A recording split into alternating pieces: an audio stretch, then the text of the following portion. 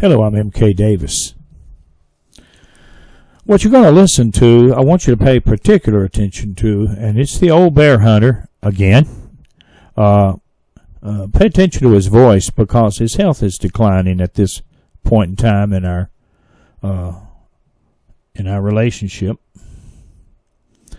But in this one, he kind of goes into some of the surprising things. And I'm just going to let you listen. All the questions I asked him were intended to be probing questions, designed to kind of get him to talk and not forcing anybody to talk, but just kind of encouraging them to. And then, there again, that it's his. He has a lot of opinions, so his opinions are not my opinions. But you listen to it and you make of it what you will, and if it means anything to you, then I'm glad I made this available. And let's listen in. To that other camp, but I didn't know it was off the lounge like that. Yeah, it did. It was pretty bad. Now, I ain't been back in there in several years, so you could still... I talked to a friend of mine that lives there, he went back in there, and I was talking to him last year, and he told me there was a clear road all the way down the lounge when you come off of Icy Road. Yeah, if you Fish Camp, you can go from Fish Camp and there's a clear road all the way to it. Well, the last time I was in there, there was no vehicle could make it over. I mean, it was the whole road itself, the whole hillside went down. Yeah. That was the way people normally got to Louse Camp. You crossed Bluff Creek and went on into Louse Camp. Yeah. Well, the way we had to go then was to come in from Fish Lake the other way to Louse Camp. But now they may have fixed it. I don't know. I don't know. Well, I asked a friend to go and check it out for me, and he told me that it was good. They used a regular two-wheel drive pickup, and it went through it just fine. Well, Louse Camp is like a junction there. The two roads meet at Louse Camp. Right. And they can't very well fight fires if they got one of them roads, out. Yeah. They just about have to fix it. I had a camp set up there at Rouse at one time, and then also up at the other camp too. I used to camp at both of them, and to have my clients come in there that way, and we'd come in. What's the name of that road? Anyway, with there by Bluff Creek, on up like you're coming up to Orleans, there's a road that turns off to your left between Bluff Creek and Orleans, and comes on up and comes into Louse that way. Yeah, I know that road. Yeah, I forgot the name of it. I forget it too. His numbers I only know. It started with a D.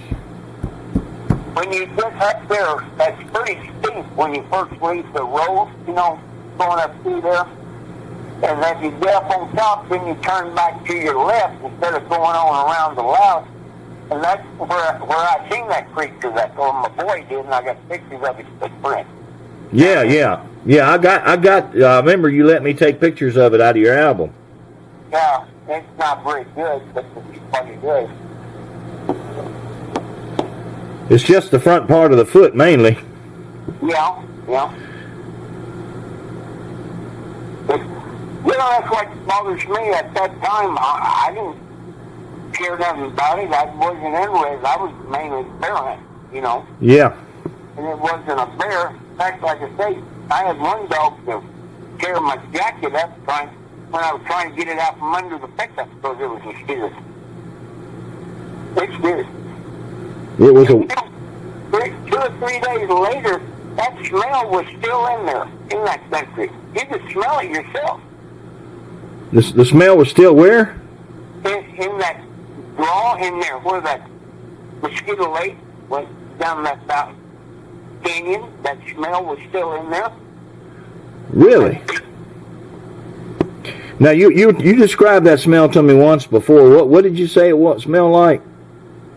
Best I can remember, it smelled like rotten baked beans. Yeah, beans gone bad. Well, where first you're cooking in the stove and it's run over in the stove, you know. And yeah.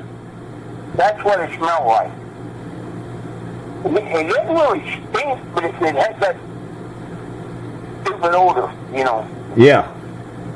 But I had got really involved in it because I had some good hogs. I don't know if they were running in it either. But I was got more involved in it. Especially, even after I got the rifle from Ivan, I still wasn't really interested in it, you know. Because he told me it was one that helped kill the 5 or 6 big ones. Well, I mean, let me ask you something. If you could get $1 million for their bones, what could you get for a fresh corpse? I don't know. Well, it wouldn't be fresh anyway, because it's been, 40 years? Well, I mean, if you happen to kill one fresh. Oh, if I killed one fresh, I don't know. Well, I mean, where's the market for it? Huh? Where's the market for that kind of thing? Russia. Russia? Russia. Russia, okay. Well, there you have it. This is just part one. There's more to this recording, but we'll get into it later. I want to let that sink in for just a little bit. And information that comes from the dark side is hard to come by. So it's a surprising thing to learn. But anyways, chew on that. And I thank you for your time.